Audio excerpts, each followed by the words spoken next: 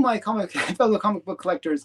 This is interview thing where hopefully I'm not going live. I've been recording a lot of these videos and going live a lot, but this is hopefully recorded and will be airing on a Saturday when you can enjoy it. And my guest this time is Metarog, who's a really great collector. I see him constantly doing these challenge videos, like on other people's challenges, channels, where he's basically competing against them. He always has the best books. He's like pretty awesome. So and he has a YouTube and Instagram account, so you can check him out there. I'm going to bring him in, and my introductions are not always the best. I'm just randomly saying stuff. Oh, he's about this tall. He's like, I don't know what to say half the time. Okay, but thanks for coming on. Yeah, man, thank you. And thank you for those kind words. I'm not sure I merit them, but I appreciate the... Every time I see you do these battles, you do really well. You do really well. You always have some kind of cool, obscure book that you can beat people with. So, right. Well, I'm kind of known for that. My collecting focus over the years has been obviously Marvel and DC, but I also love, the lesser loved books, the lesser known, the obscure, this, and again, versus scarcity, right? Obscure, just unknown. I like those little characters, the ones that appeared maybe 10 times and, went into the pages of comic book history. So that's why you see a lot of things on my channel you don't see a lot of other people's, because I love that obscure stuff. Yeah, I thought you. Is it true that I think I saw it on your channel, or maybe on some show you did, where you had all the 35-cent variants? I have all the 30-cent variants. 30-cent variant. 30. I meant 30. Yeah, 30 cents. Yes, yeah. I have 186 plus a few variants of it. There was that many. There was that many different issues that had the 35-cent or 25, 30 cent. 30 cent. Yeah, for 5 months in 1976, in 5 test market cities, Marvel raised their prices 5 cents to see what kind of resistance there would be to that price hike. But they didn't want to do it, countrywide, because that would have been too much of a risk. And then after those 5 months, all comics were raised up to 30 cents. So where were the test markets? San Antonio, Baltimore, Grand Rapids, Michigan, Toledo, and I think it was Birmingham or Tuscaloosa, Alabama, one of those. Okay, so small little towns that they could sort of screw over, and they were like smaller cities, right? Exactly, right. It wasn't like New York City, LA, Chicago. Yeah. But so you have the 30-cent variant for Star Wars? That would be the 35-cent variant. 35 cent. Oh, okay. Yeah. Do you have that one as well, or? I do not. No. Okay, that's a grail. That's a pretty big book. That's a toughie. Yeah, although there are more of that 35-cent variant than most issues, just because Star Wars was so popular. Even in those cities, everybody bought them, whether they're 30 or 35. They're going to buy them. So. Yeah, well, it's considered to be one of the. Actually, for the Bronze Age of books, it's considered to be one of the rarest of the most expensive books. It's like, correct. I think it's like there's like 200 or something like that on the census. It's really quite rare. Okay, so how did you get into collecting comics? Like, what was your journey? Well, my parents are Cuban refugees. They fled Cuba in the 60s after Castro took over the government there. And they moved to New Jersey because I had an uncle who actually was already established here, and he had jobs with my father and my mother. So I was born in New Jersey, and I have an older brother, 9 years older, and he was a comic fan. So he had a lot of Silver Age comics, Spider-Man, Daredevil, Hulk, etc. But after I was born, we moved to Miami. Unfortunately, he left all those up in the Northeast. He gave them to a friend.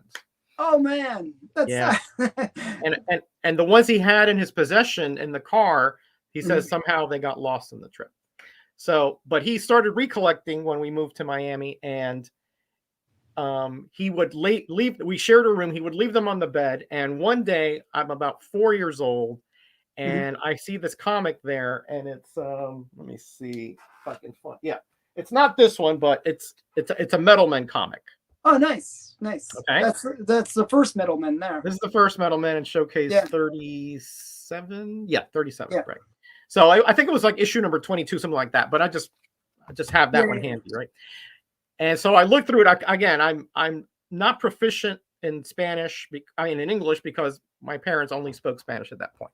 Oh, So I'm okay. looking through it. My brother spoke English, so I knew a little bit. But so I'm Mm-hmm. looking through it, and I'm fascinated by these, essentially robots, androids that could change shape and had all Yeah, this yeah. They were kind of going almost like on. melty kind of thing. They could do kind of cool things. Yeah. Correct. And because of all the different colors, you had the yellow and the Yeah, gray yeah, and yeah, the yeah. silver. I mean, to a 4-year-old Metarog, that was like, ooh, Yeah, these are really bizarre, cool bizarre. things. Right. So I leafed through it. I really couldn't read it very well at all, but I could sort of get the gist of what was going on. Mm-hmm. And so that I was like, wow, that's stupendous, right? So the next time my brother was out, I rifled through his drawers and I Mm-hmm. found some other comics. Metalman, I think he had some Flash in there. Oh, nice. I believe he had like some Sergeant Furies or Sergeant Rocks. So I started devouring all these things, Mm-hmm. unbeknownst to my brother, right? Because these were his comics. Yeah, yeah, yeah. So So when, was he like really picky about grade and like no, like no, you he would can't just read have them these. thrown all over the room sometimes, and I would Oh, just, okay, okay, okay. and So he wasn't like gonna get upset. Oh, you bent the corner, or no, no. no. I Oh, did. I was careful putting them back more or less where I thought he okay, had them, but no. okay. But so when I went to, so when I started getting a little older, I started to learn English from Sesame Street, Electric Company, Okay. So by the time I got to kindergarten, I was at least understanding English pretty well. Mm-hmm. And then in first grade, it was another school.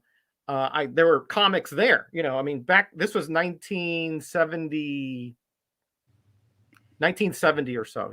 Oh wow, so And pretty early. Yeah. right, people had comics back then, though, Alan. They're like in their Mhm. backpack and your book bag. Yeah, yeah, Back there yeah. were Well, even when I was a kid, that's how it was. Like okay, all right. yeah. So, and I was like, oh, there's more than I thought. I only thought that there were just a few of them because I hadn't been exposed to them otherwise. Yeah, yeah, yeah. So, what occurred there is that during recess, people would trade and gamble comics Oh, okay. uh, What was that? Like, on the schoolyard. So, what would happen is that we would have baseball cards and base, mhm.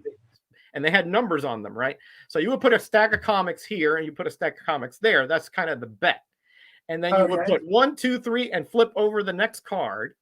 And let's say you got a 27 and you go 1, 2, 3 and you got a 53. Well, the 53 won. So you win the pile of comics. Oh, Yeah. wow. Yeah. When I say pile, 2 or 3, right? Yeah, yeah, yeah. Yeah, but So, still.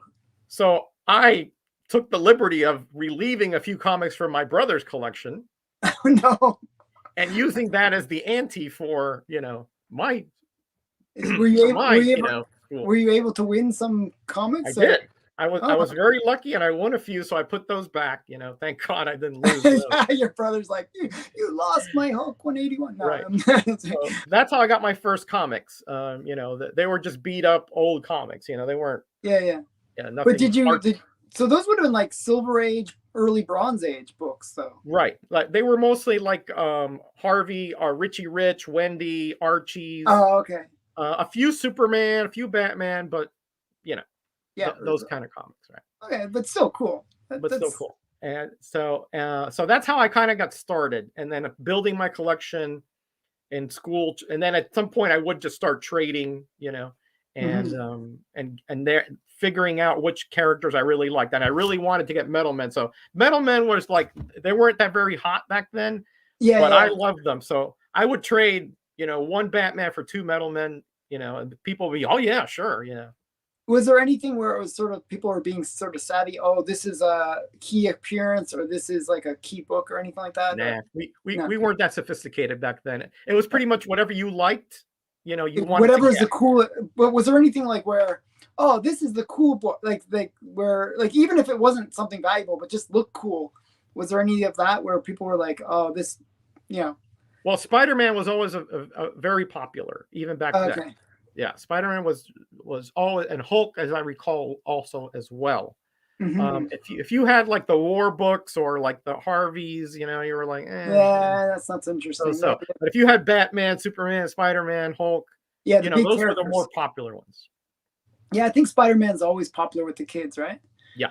Yeah, I yeah. remember Spider-Man for sure because that was like a premium. You could get like 5, 6 comics for Spider-Man. Oh wow, wow. Yeah. So did you ever try to like get your parents to buy you books or like? Yeah. Yeah. I think probably when I was like 7 or 8, I had like a birthday coming up. So I asked my mom if we could buy some comics. So Hmm. she would go shopping downtown Miami. Back then, that's where there weren't that many malls or anything back then. Hmm. And right outside of Burdines, which was a big department store, Okay. it was a newsstand. It Hmm. was an older gentleman. I remember him so well because he always was smoking a cigar, you know, Hmm. and he had this big, thick mustache. And he had like this rack with magazines, newspapers, but he had a section of comics. Hmm. And so my mom would give me like $1, and I'd go and pick out 5 comics. Now you have to pay tax and all that, but the guy would be like, "Yeah, go ahead," Yeah, you know. yeah, yeah. You're a kid. Here you go. Yeah, yeah. So yeah, I would. So that's where I started really building my collection when I was about 7 or 8. When we started Hmm. going downtown, and she would go about every couple of weeks. So I would get two times a month. I would get 10 comics. So So were you like from an early age like really like beg and board and like take care of your comics or just like you'd read them and yeah, no, that's how I was too. nope. I They my all they my childhood comics are just like trash. right. No, So yeah. they're pretty bad. Probably like you, I would bring them home, and then I had I had this shoebox Oh, okay. that were like boots, so they would fit Bit, the bit, yeah, a comic, bit better first right, a probably. bit better, but they would still curl a bit. But Yeah, yeah. so every time when my mother or whoever would buy shoes, I would say, "Hey, can I have that?" And I would stack them in there. You could fit a good 30 in there, you know. Yeah, yeah. Yeah. So I had various shoe boxes in my closet full of Yeah. comics for many years. And did you organize them? Like this is Spider-Man, this is Batman. Did you do Yeah. that? Oh, Yeah, that's cool. I not alphanumeric necessarily, but at least Yeah, the yeah, yeah. title, But at least sort or of characters. Yeah. semi-organized. Yeah, yeah, yeah. That's cool. That's cool. Like like when I did it as a kid, it was just a mess. It's just like Yeah. we had like one bin, and we just literally throw the comics in Throw them there. in there. Yeah. Yeah, Yeah. it was I, terrible. I did try to at least keep them, flat. I remember that. I did try to Hmm. at least, I didn't just throw them. I would say, okay, let's Yeah, yeah. try to get them so that they're somewhat one top of another Did instead of did you flapping ever over. like take a look at those? Like, do you have those ones from when you were a I still kid? have Or, a few. Yeah, I sure do. Yeah. and are they They're in they're a how? mess. Oh, okay, they're a mess. They're a mess. I Because was curious how good they last. How well they lasted. well, because at the beginning, right, Alan, I would read these things all the time. I mean, Hmm. because I only had like 50 comics. So, Yeah, yeah. So you're going you would through the be same books over and same over book again. over and over. So the spines a lot of them are split or they're heavily creased. Hmm. Some of them are missing Marvel value stamps, things like that. So Did you cut them out or? yeah, I did. Oh well, so I you're one of did. those bad people. I am. I'm very bad. Yes. There was one point I did have a full collection of them cut out, by the way, but I lost them somewhere in a move. There was a special binder you could get where you could Yeah. collect them and put them in. Yeah. There's I, the I Marvel never value understood. stamp book. Yeah. I never understood that. So like, was there any like you just had this stamp book, but that was it? Like it wasn't like you could send it off and get like some special thing Well, or. there was a there was one benefit in that if you took that to one of the conventions that Marvel ran, Hmm. you would get like a prize if you had the Oh, thing okay. full. But I never knew anybody who actually. I've never found one of those books, so I had them all Mhm. pasted into like a photo binder, Oh, okay, that's cool. but I Wow. can't. But I lost it many years ago. Yeah, even though I was really brutal to my comics, I never liked the idea of like cutting them or like but still the covers would fall off and like all that Right. kind of stuff. Hey, But listen. when you're a comic lover, that's like the highest compliment, right? Like that comic must have been really good if that cover is falling off. Yeah, That's yeah, all yeah. for you. Like I really read my Richie Riches and Uncle Scrooges a lot. They were pretty trashed. Yeah, I was a big Richie Rich fan as well. Yeah, but yeah. How about you show some of, like, you can show some of your Sure, books. Yeah. sure. Well, as I started growing as a collector, my tastes have changed a lot. I was almost Mhm. exclusively a Marvel guy when I was young. Yeah, yeah. Well, it's much more younger stories and stuff like that. Correct, correct, right. But as I started getting older and older, I started loving the more obscure stuff, the lesser road, less traveled comics. That Hmm. people would shun them, or they would look down on them when I was a kid. But I was like, why? I wanted to find out why. Hmm. So, for example, I'll giveaway make. and promotional comics, right? Mhm. These are comics that literally you couldn't give away. I mean, literally, you could not give these away. Yeah, I know that the promotion comics. It's really funny. They used to be very cheap. You could pick them up really cheap. Now they're like everyone wants them for some reason. I don't know. I don't either. I mean, I I've picked up a lot of these over the years because just for that reason, Alan. Because back then nobody wanted these. Were in dollar bins for years. Yeah, yeah, yeah. I always remember seeing them in the dollar bins. They would actually have a section, not even dollar bin. It would be like the 50-cent 50 bin. cent bin. Yeah, exactly. It's like Exactly. they didn't even Like make it to that high level $1 level. exactly. That's a testament to their failure, right? Yeah. But like this one here is really cool because it's from 1950. Hmm. It has all newsprint. They were so cheaply made. There was no glossy cover. Yeah, yeah, yeah. I know. It's like paper. It's paper. Paper. It's all like Yeah, the interior paper.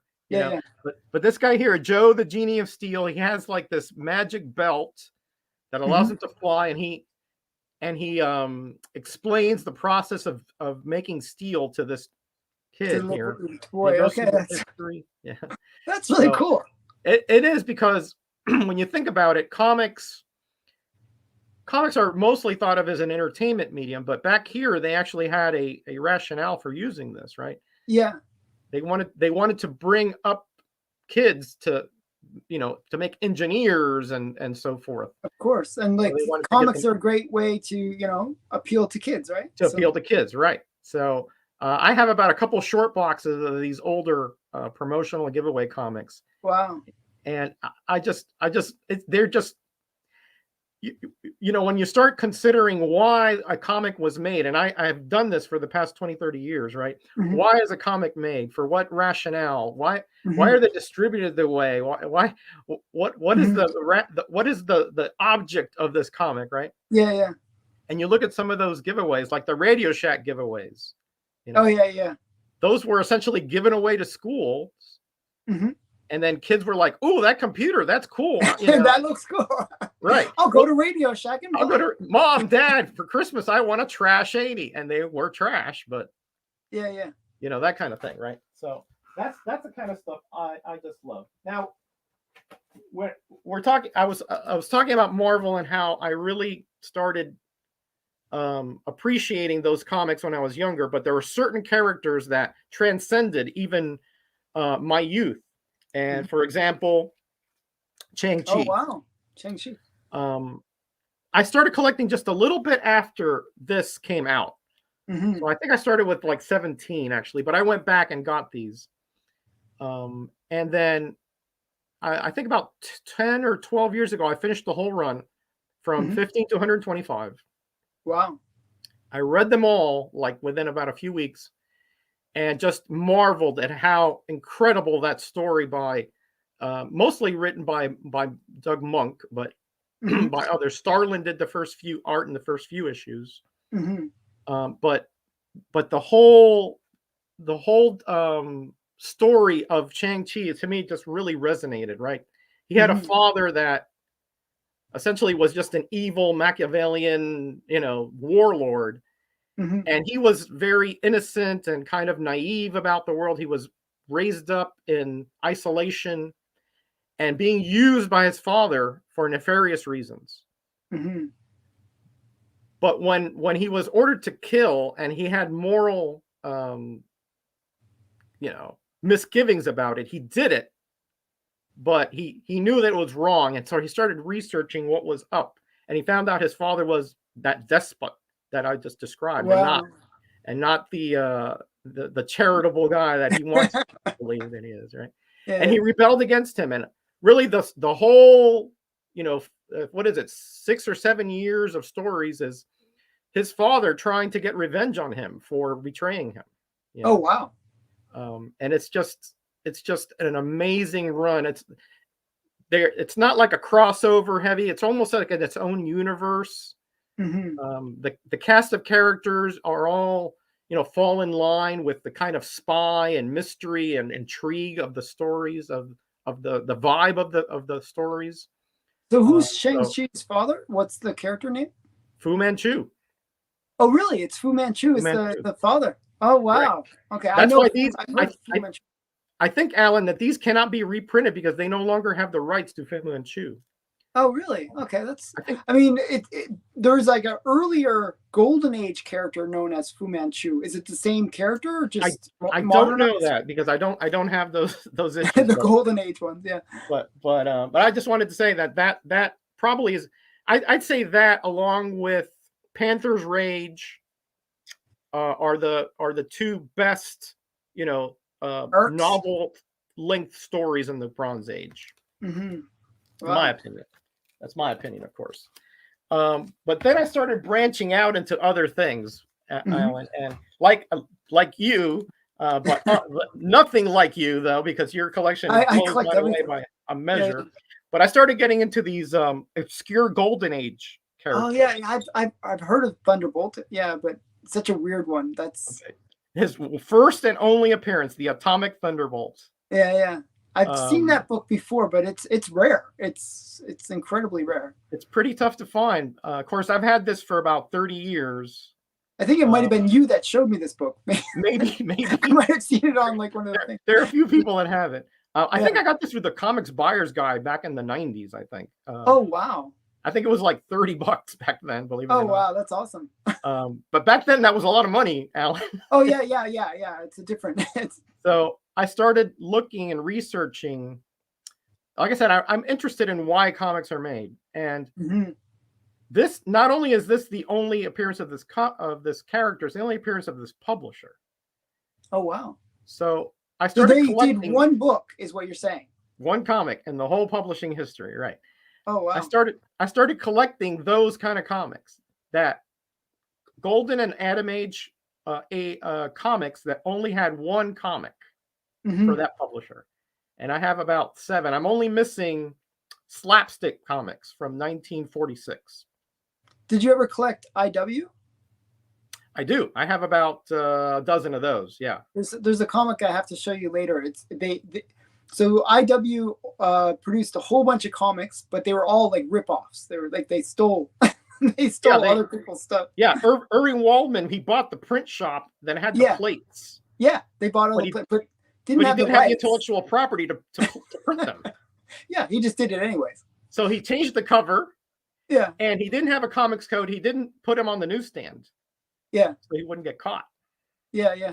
But there was one comic that they actually produced. Only one. That was a unique comic that was their own creation. They produced 3 comics that actually were only printed by IW because the comic companies that had those plates went out of business before they were printed. Oh, okay. But there was one that they actually produced that was their own thing. Okay, I want to see that because I didn't know about that. Yeah. That's cool. You're teaching me stuff, Alan. Yeah. And then stuff like this.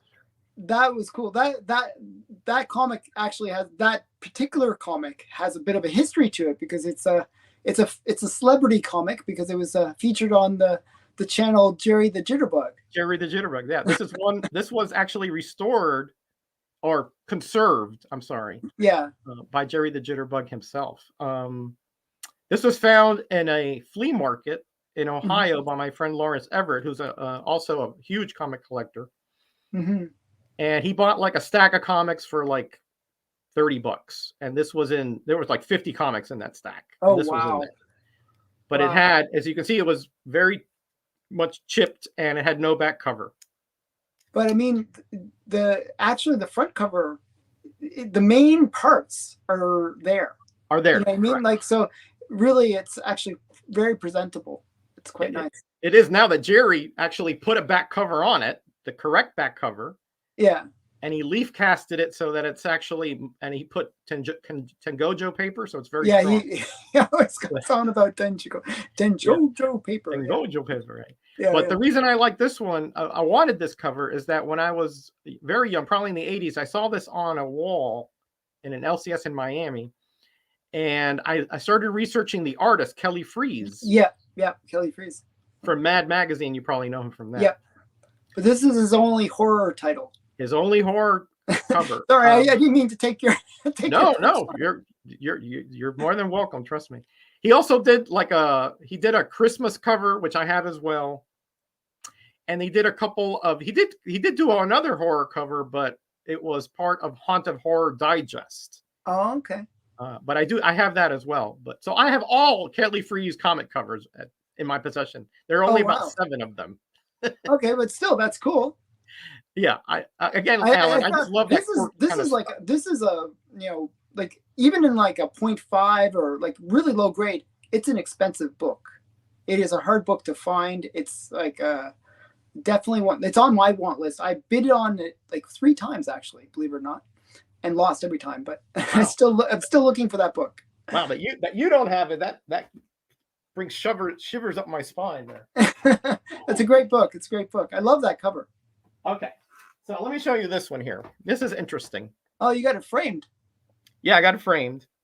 You know what this is? It looks like a recreation. It is. That's exactly what it is.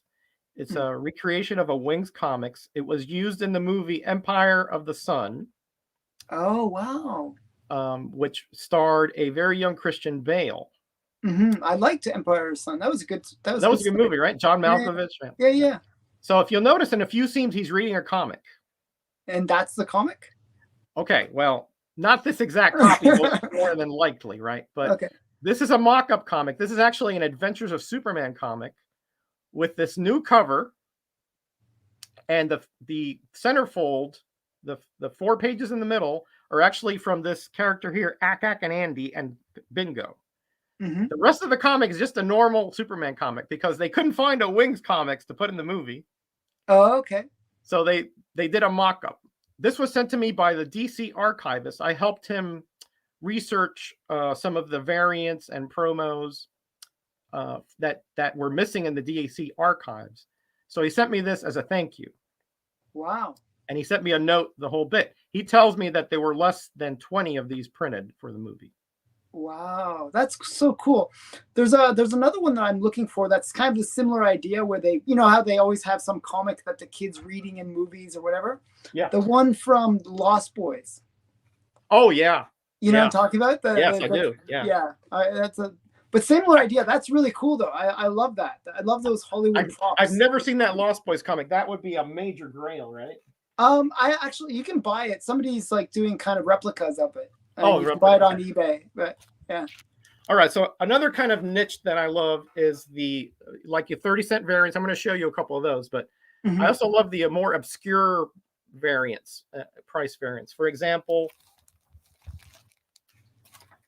the Amethyst 35-cent variants. Okay. So that's a really weird title. I have a couple of those. Again, dollar bin book, except for the variant probably is. Right. What's weird is that the normal issue, I think, is 60 cents. So, oh, really? Yeah. So it's a downgrade. So like a primer book, That's really weird. It's really strange. My understanding is that it was only available in 2 markets, Austin, Texas, and Kansas City, Missouri. So it's only 1 and 2. That was the only 2 that had the 35-cent 35-cent variant. Wow. Yeah. That's very odd. Why would they go down? I've never had anybody explain it to me in a way that for sure why it occurred. The only thing I can think of is like some kind of primer, because that was a newer character, so maybe they wanted to introduce. They were trying to like, but why in only those 2 markets? Yeah. There's a couple like that now. Like, do you know the comic Sweet Tooth? Sweet Tooth, right? Yeah, when it originally came out, it was $1. It was they offered it as $1 book, so everyone sees it and they think it's the dollar reprint books, Right. but it's Yeah. actually the real. Right. Right. No, that's good. I mean, if you want to start, a comic and you want it to be introduced in hands, you want to prime it. That's a good idea. Yeah, yeah, Yeah. you reduce the price. All right. This is another kind of thing that I love in these air variants, right? Oh, okay. There's no price. Is that what it is? Correct. It's missing part of the price box there, and it's also missing the UPC down there. And it's not like a direct and like or anything. Like it's just Nope. Nope. wow. That's really weird. There is a direct. There's the direct version here. Yeah, There is yeah. a newsstand version with Okay. the barcode, With but the this one here proper. just somewhere in the transition between the two, this happened. You know. Well, that's kind of So weird. So like so that means that there's multiple plates that they're using when they're printing. Is it that the idea? correct. Or? They changed the UPC and they changed up here the Curtis circulation and the UK price fair and all that stuff. Mm-hmm.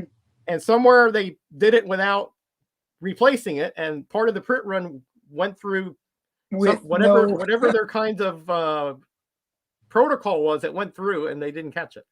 Wow. Do you know how rare of a book that is? Or I only know about 5 of these. oh wow. Yeah, but I'm sure there are more, but I only know of 5. Right? Yeah, yeah, yeah.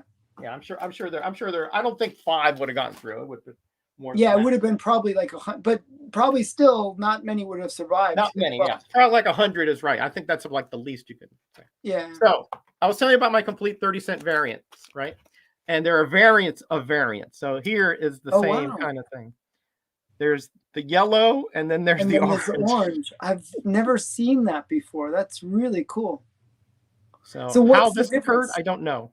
Is it different markets maybe that they had like one color in a different like in? It's possible. It's possible. I don't know. I'm trying to think of some logical reason why they would have different colors. I didn't even think of that. That's possible. But this is the only issue I think that had this kind of variation. I always thought it was really weird how they did that. It almost looks like a explosion or some kind of like the starburst. Yeah. Starburst. Yeah. Yeah. Yeah. And this one here, as you can, I don't know if it comes on camera, but you can still see a little bit. It says still only 25 cents in the back. Oh, underneath it. Yeah. Underneath it. Yeah. It's hard they really tried to hide that. Yeah. It's hard to see. But yeah, I completed that set about 20 years ago, the 30-cent variant set, way before all the hype for it and all that, Yeah, I mean, now those are incredibly expensive. I can't believe. I mean, I can't you believe have the Eternals one, right? I think the most I paid for one is my very last one. I paid $100 for. Do you have the Eternals one, right? Eternals #1 had the price variant, and that was the easiest one to find, Alan. I've had like 5 or 6 issues of that. It's so funny. Like that book. So the regular version has just died. Like it's like it went from $1,000 to now like you can get it for like 100. That kind of level, right? Right. But the price variant is actually going up. It's amazing how that works. All right. Well, the movie bombed, I guess. So yeah. All right. So here's a 35-cent variant for you. Okay. And so they didn't do anything special with it. It's just like it looks like just another price. It looks like it. The font is different, but you really have to know your comics, right, to recognize. Yeah, you'd be like, oh, that was normally 30 cents. Yeah. Right. Normally 30 cents. Right. But again, same thing for 5 months and a few markets. These are tougher to find than the 30-cent variants, though. So do you also get into like either the UK or the Canadian price variants as well? Yep. Or? Sure do. Yeah. I have several of the Canadian and UK variants as well. It's funny because I'm in Canada. I used to get annoyed by getting the Canadian price variant. I'd prefer to get the American version. American, right? Things have most of my stuff is Canadian price variants, which is right. Yeah. Yeah, because that's where you were. That's what the market is, right? So. Yeah, that's where you were. Here's just something that I was sent to me. I'm transitioning now, right, to the community here in YouTube, and just how magnanimous they've been with me. This is signed by George Perez. Oh, nice. I did not get this signed. A really great fan of mine from the No Faces chat, Bigglesworth, actually went to an event where he had dinner with George Perez. Oh, wow. They had like signature time and the whole bit. Here's Here's George Perez with them right Oh there. wow, And that's really great. he graciously sent this to me because he knew how big a fan I was of George Perez. Well, I mean, to give like, I mean, that's kind of something you wouldn't think to give up, in a way. Like, that's pretty precious, I would say. Yeah, yeah. That's what I was totally blown away by that, Alan. I mean, Well, that kind of generosity is not uncommon in the community, but it's still to me mind blowing that I have that comic. I've met George Perez, by the way, in the '80s. oh At a really? convention. Yeah, I did. I talked to him for a few minutes and everything. Mm-hmm. But back then, we didn't think about getting signatures. You know, it was just like Yeah. you It's talk to like them, shake he was hands, like that. sketching, Yeah, you shake his yeah, hand, and you went yeah, yeah, on. You know. yeah, yeah. But anyway, all right. So here's a real oddball thing, Alan. I don't know if you've ever seen something like this, but so this looks like a regular old Charlton here, right? Oh yeah, Ghost Ghost. of I Doctor. actually have a bunch of those. Love these comics, by the way. I love these anthologies. They're just so Yeah, they're yeah, mindless fun. You know what I mean? yeah, yeah, yeah. Silly stories and stuff. Yeah. Right, exactly. However, when I opened up this comic, I noticed that it's actually an issue of Top Cat. Oops, somebody put the wrong cover on it. Yeah. Yep. So I'm curious, what would happen if you, like, let's say I know you don't slab your books, right? You don't Right. send them off. Correct. But I wonder what CGC or any of the grading companies would say to that. Is it like, oh, they're going to say it's a married comic, or is it, or is it they're going to say it's an error, or Probably they will say it's an error, but well, it is an error because it's obviously an error. yeah, But obviously when they switched the plate interiors on the roller, they Yeah. left at least this one on. Yeah, You know? that's really cool. That's Um, so that would have been a shock. Like you're trying to buy right. a cool ghost book, and then you're wanting a horror comic and you get a kitty comic. Yeah. Yeah. All right. So here's another kind of printing error kind of thing that happened. Okay. If you notice, it has 12 cents out there, and there's that there's the spot. Yeah. black circle. That black circle behind it is a 10 cents. Right. Oh, so they just like blacked it out. So what? This is what I was told. Right? They had printed about half the run, and they realized it was the wrong price. Wrong price. And Marvel's like, this is we changed to 12 cents, and they're like, oops. So they just blacked it out and they put it here. Not only did they did this one, right? Love Romance 2097. Oops. Gunsmoke Western 68. They probably all around the same era, maybe. Yeah, they're all from the same month in the whole day. And the last one is Journey into Mystery 76. Oh wow, that's a cool one too. See how they put it where you could obviously the dark cover, so they put it on the M so you could see the price. So I think you showed this when we did some battle recently. Yeah, on Biggie's thing. On I remember that. I remember that genie, so that's why. Yeah, the genie, right? The genie. I showed the genie. That's right. Let's see what else. Of course, but I like the black spot. That's really funny. It's bizarre, right? I mean, like printers trying to save their own hash there, right? Yeah. Because they messed up. So I've also liked the inserts, the different inserts that come like Mark Jewelers and stuff like that. Right. So here is that's a Mark Jewelers. Jewelers. And again, because I love the marketing and the distribution aspect of comics. So these. Yeah, I always think it's weird that Mark Jewelers were only on military bases. I just don't know why the focus there. Because they were marketing this to the military because they were generally stationed overseas and they had sweethearts. Oh, so if you notice, the jewelry is a lot of women's jewelry. Oh, so that they could send it off to their sweethearts. Ah, interesting. Okay, I always wondered what the logic was. And they also had the rings for the different branches of the military: Air Force, Navy, Marines, Coast Guard. Okay, I haven't ever looked through the Mark Jewelers insert, so I that's really cool. Yeah, that was the reason why they have those in there. They actually printed those inserts and had a deal with the PXs to insert them into their comics so that they would So how would And they do the insert? Would they like would it be an extra staple or anything, or? they during the printing process, they would insert that Oh, okay, okay. So it'd be a like, certain print run, and then from that central printing office, they would distribute them to the PXs. okay. Now, the interesting thing about Marv Jewelers inserts is that there were actually quite a few different types, and some had additional inserts. For example, Mhm. in March of '85, you had the Mark Jewelers inserts, Okay, and yeah. you also had the additional Bose inserts on the front page, Oh, so inside it's the front cover. oh wow.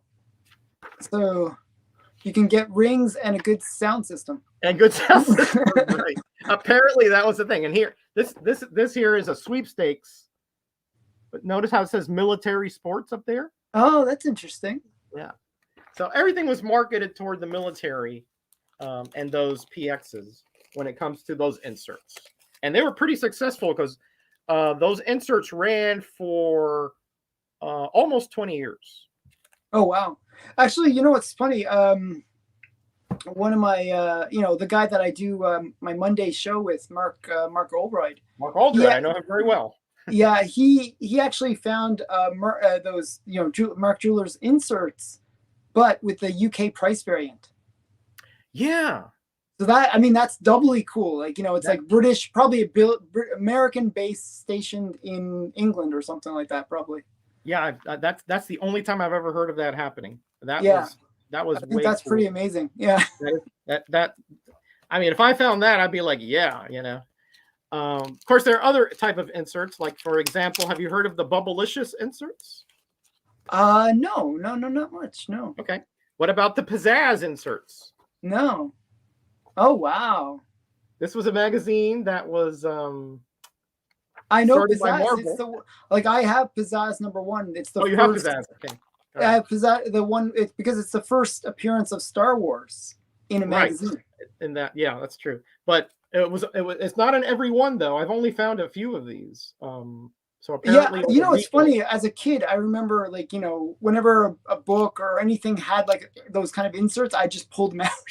You know what I mean? Right. So maybe there are more than there should be, right? But I think probably most of them got destroyed, I imagine. But I think people hated those things back in the day. Yeah. But here's the Bubblicious insert on the. Oh, that's cool. Oh, it's weird that it's only one-sided and. Yep. See, on the inside, it's just this flap. Yeah. Where they stapled it in. And so, what do you get from this thing? Is it some kind of like a coupon or? It's if you look down there, you can receive a free Maxell tape if you print that out and mail it in. Oh wow, that'd be worth it. You're funny, man. You're funny. But these were only in this month though of Marvel Comics, October of '83. Was the only one that I found. In the October '83 issues of random books that they'll be in there, random. Just random, and when I mean random, I mean less than like 5%. Wow. Yeah. I also like, again, the different alternate distribution comics, like these classic, So Much Fun variants. And it looks like you got it signed. Oh, it's no, not signed. Oh, it looked like it was signed, but it just says classic. Oh, classic, okay. Right. Oh, so these were printed a few years after the original. Okay. And sold in 3 bag sets of 3. Okay. Drugstores, toy stores, things like that. Yeah. I most of the comics that I have from my childhood are that kind of style, where it's in the 3-packs. We call them the 3-packs in Canada. Right. I think these were distributed in Canada as well, by the way. Yeah. And here's I didn't realize. I never even heard of this title, like Superman Classic and like. Well, it's actually a reprint of Superman 161. But they added this classic here and that little blurb down there, So Much Fun, and they put it in those 3 packs. Wow. And how many, is there a collection of those? Like, do you know how many are in that? Like, there are 12 total. Oh wow. So not many. Of course, I have all 12. Oh, nice. No, that's cool. It took me years to find them all, but I got them. Are they how rare are these books that we talking about? I wouldn't say they're rare. They're more like in the scarce category. You can find them, Hmm. but definitely I would say compared to the regular run, probably 10 to 15% less. So it's like one of those reprints that's worth more than the original. By Well, far. I don't know about that X-Men 221, which is the first Mr. Sinister, but Yeah, but I'm it's. not sure about that. It is definitely rare, but I don't know if it's worth more. Mhm. These are cool, Alan. Oh yes, I know what those. I have that one. You have the Mighty Midget? Yeah. Yeah, I gotta actually. I got it like from my comic shop. Oh, I have the first one, but I don't have this. I know where these are from though. okay. Yeah, but they're cool. 1942. They were really one color comic, black, white, and red Hmm. interiors. And the first series here, there is actually two series, Hmm. and I'll show you why in a minute. But they're all Fawcett characters. Yep. Here's Ibis, Yep. Lance O'Casey, Oh, nice. Mr. Scarlet, and Pinky. That's cool. Minuteman, which was like he never Yeah. had his own comic, Yeah. He had like a backup. And then we have Spy Smasher, Oh, nice. who was a lot of appear a lot in Wiz, things like that. That a lot of people love that cover with the eagle and Oh, this one here, yeah, yeah. the Phantom Eagle, yeah. And here we've got Captain Marvel Jr. with that Yeah, V I for see that one fairly often. yeah. Strange. The Captain Marvels and the more popular ones are actually easier to find. They're just maybe a little more expensive. Mm-hmm. But if you'll notice, they all have that number 11. Oh, okay. Okay. Or they have a number 12. Okay. I'll have to look at my copy. Like mine's a slab. Like Well, it's not, you can't see 12, but that's a 12 there. The rationale behind that is there were actually two series, and that's what that means, right? There was the first series, first set, mm-hmm. first series, second set. That's why they're all 11 or 12, Okay. but it's really 1 1 and 1 1 1 and 1 2. 2. Yeah. Yeah. But there was two. I heard that there was two versions of that, where not just the first, second series, but some were actually affixated, like affixed to the actual original comic, right? Correct. And there was actually just a recent auction on Heritage where they sold a bunch of those. Like they had somebody had a collection of those. Of the ones that were attached? Yeah. Yeah, those are the rarer ones because they're usually you had a stamp on the back. Yeah. Right, but those had their own little back cover. It had like art or something back there. Yeah. Yeah, Jerry's looking for one, and I'm looking for one for him too because he has the comic. He just needs the little one, Yeah. But these are so cool to have because no, they're really cool. So, what is the story behind those ones compared to the attached ones? Okay, my understanding is that these were like sold in like by 5 cents, like yeah. They were like a pocket. They were like a pocket comic. A pocket comic, right? They were just like displayed, and for 5 cents, you would be able to get these along with something else like a gum or something. Yeah. But man, 1942. The fact that these suckers are still around. I know. Like like when I saw the one that I have is it's a slab. It's in a slab. It's like a 7.5 of the Bullet Man one. Right. I didn't even pay. I paid $80 for it. $80. Wow. Okay. It seems like a steal to me. I thought that was like just such a great price. It is. I mean, compared to what what you're paying for a Golden Age, comic, yeah. I mean, that's not bad at all, But yeah. All right. What else do you want to see? I don't know. Whatever you want to show. Whatever you like to show. You have some cool stuff. So. Well, I sort of wanted to give you a cross section of the kind of comics that I love, the distribution variants, the price variants, the inserts, the art. I mean, the art is just, it's just beautiful. And I love the way that Hmm. but also love the stories and characters, right? So that's why I Hmm. showed you the Chang-Chi. Yeah. I'm also a big fan of like Deathlock from Astonishing Okay. Tales. I'm a big Captain America fan and a big Ghost Rider fan. Okay. So, Oh, okay. You can show one more. so Ghost Rider was created by Gary Friedrich. Hmm. But before that, just a few months before that, he created this character. Oh, yes, I know this book too. You know Okay, about wait. Hell Rider? Right. Yeah, yeah, yeah. And so there's a lot of controversy, but really there shouldn't be, Hmm. about whether this is a prototype for Johnny Blaze Ghost Rider. I consider it a prototype You personally. do. You see, I do not. Oh, really? I do not, because there are too many dissimilarities. But the In reason I consider it a prototype Mhm. and is it's the same writer, same creator, right? Yep, correct. And it's on a motorbike. Yep, true. So whenever I think of a prototype, it doesn't have to be that close to the real thing. Right, It just right. has to be kind of like some of the foundation for the idea. Well, if that's the case, then I'm with you.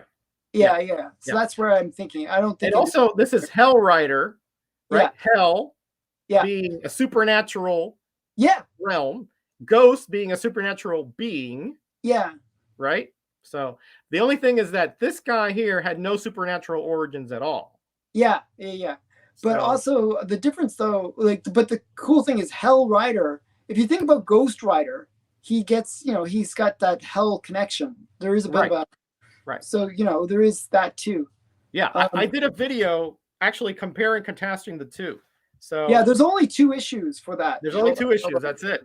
That's Yeah, I it. And picked up also, both from the same guy. Actually, I was like, yeah, yeah, some and guy had one of my comic shops had like my local comic shops had like just a bunch of magazines. I was like, oh my goodness, that's Hell Rider 1 and 2. I'm just going yonk. Grab yeah, those. yeah, They're yeah. If you awesome. see these, pick them up because they're not easy to find at all. Yeah, and I'm not sure if you knew this, but the number one is the first female black superhero character, the Butterfly, Butterfly. right down Yeah, there. Yeah, Butterfly. yeah. Yeah.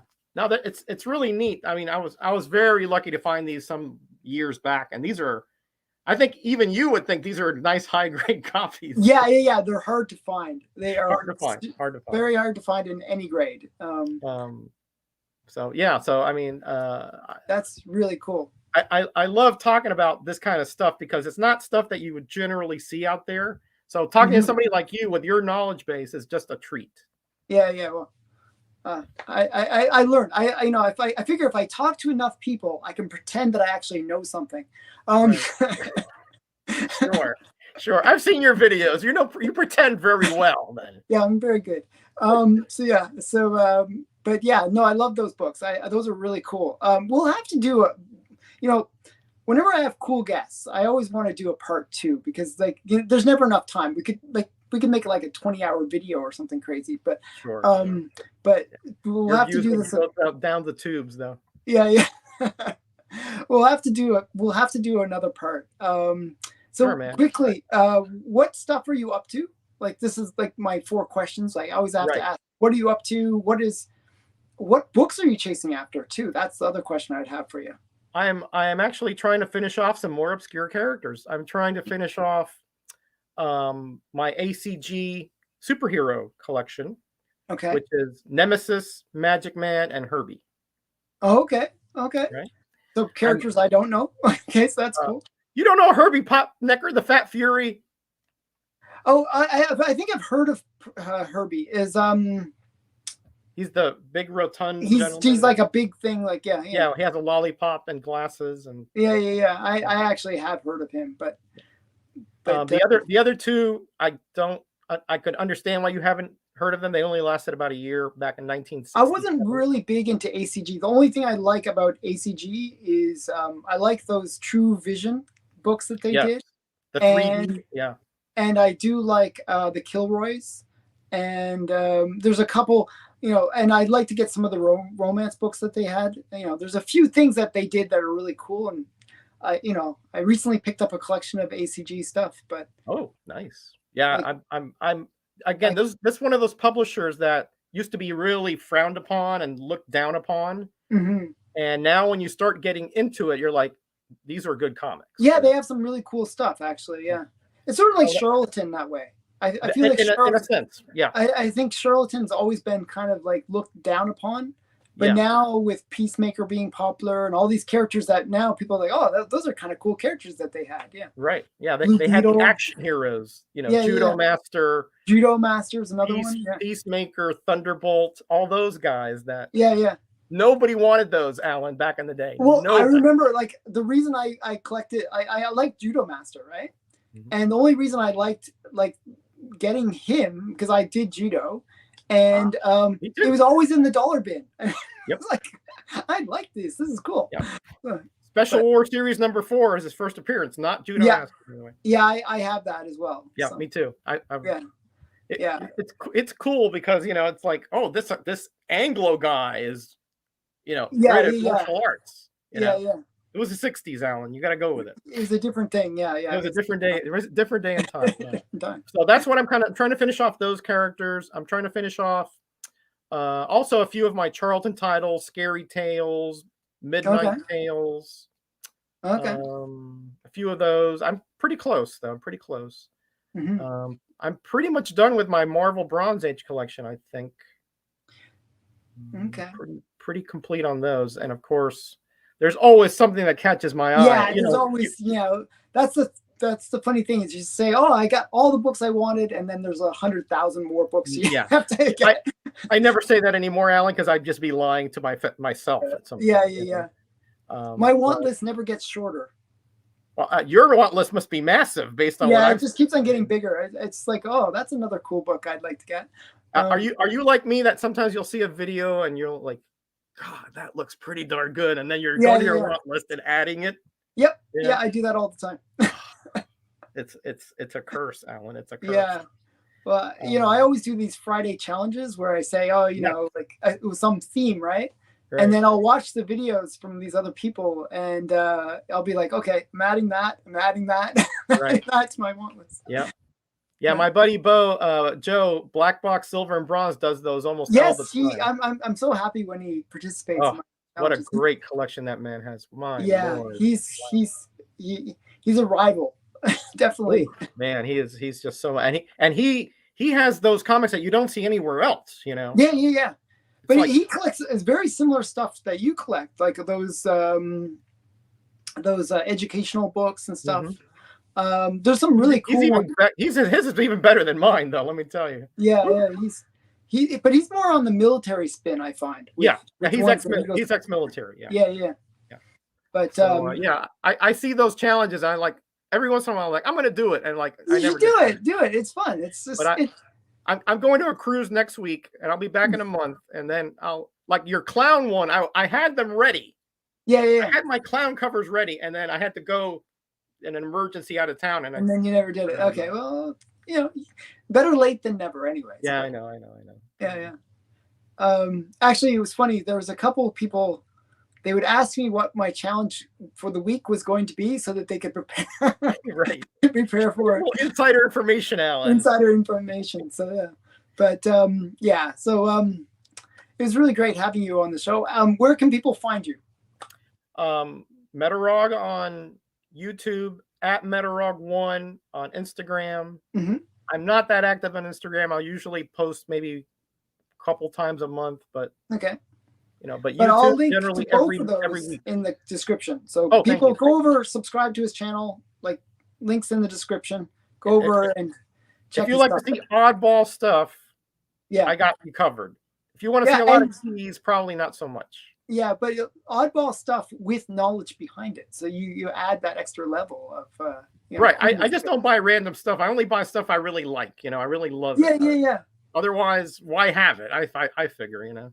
Yeah, well, I know you love all your comics. So I love all my comics, but you love all your comics. You're always saying something about everyone. Yeah, I love all my random comics. It's kind of weird, but oh well. Thanks again for coming on. We'll have to do a part 2 anytime you want. You can come back on my channel and it'll be a pleasure. We can hang out. So bye everyone. Thanks for watching. And if you want to be like interviewed, put it in the comments below. Tell me, everyone that gets interviewed has to give me their most valuable comic. It's just a rule. But so if you want to be interviewed and give me your most valuable comic. I'm just being silly. Okay, thanks again. Gosh, Alan, I guess I don't. I forgot to mail yours. Yeah, it happens every time. Oh well. Oh well. I just like to be silly. I don't know what I'm talking about. But okay, thanks again. Bye. Everybody.